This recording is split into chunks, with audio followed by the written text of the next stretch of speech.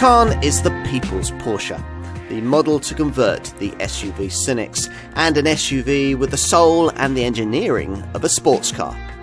You might expect it to be fast and family friendly. More of a surprise is that it's rewarding and, with the right spec, very nearly race ready in its responses. Yet it'll comfortably take you off-road, deal with the school run and cruise down to Chamonix.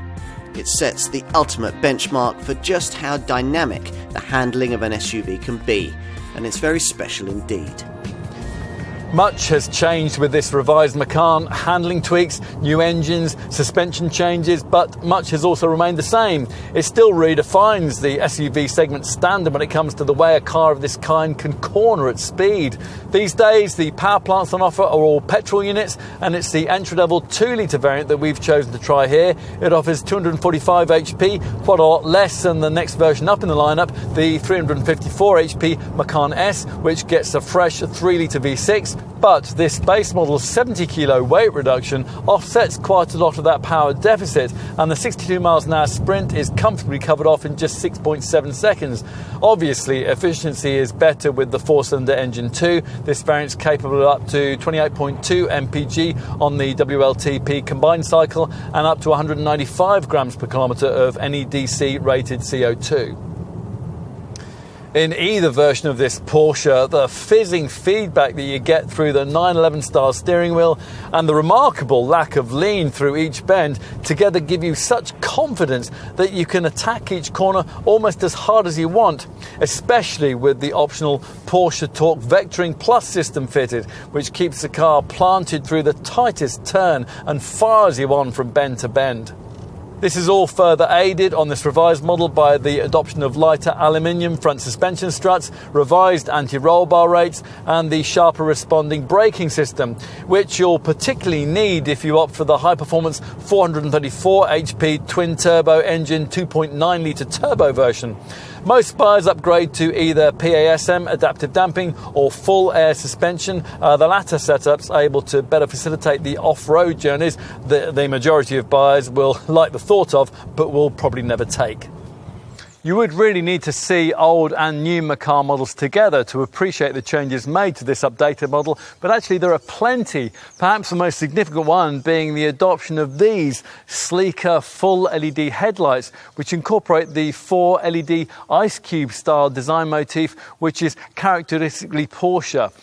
These ribbed corner cutouts remain, but they've been redesigned with more overtly vertical outer frames. Not much has changed in profile apart from restyled wheels, which vary in size from 18 inches to the optional 21-inch rims we have here.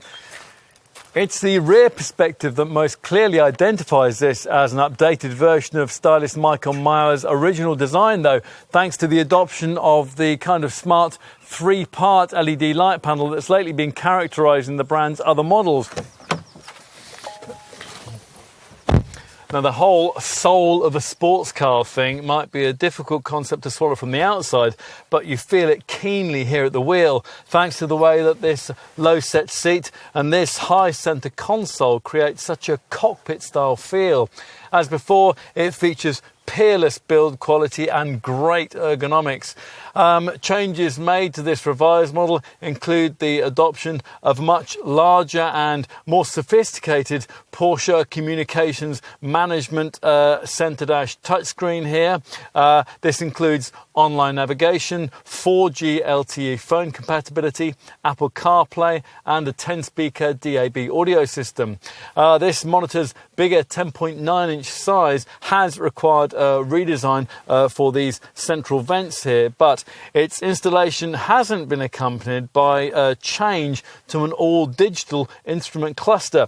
So the Macan continues on with this classic 3-instrument tube binnacle layout. The right-hand one here incorporates a screen that can bring navigation mapping more directly into your line of sight.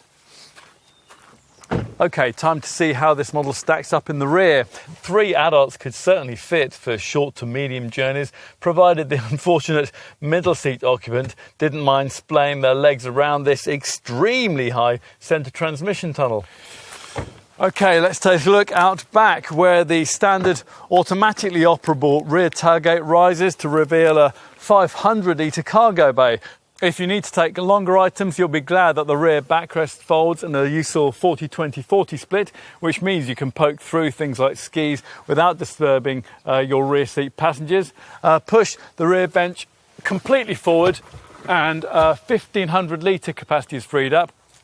This is, in summary, the car all its rivals would like to be, the car that most buyers in this segment would like to have.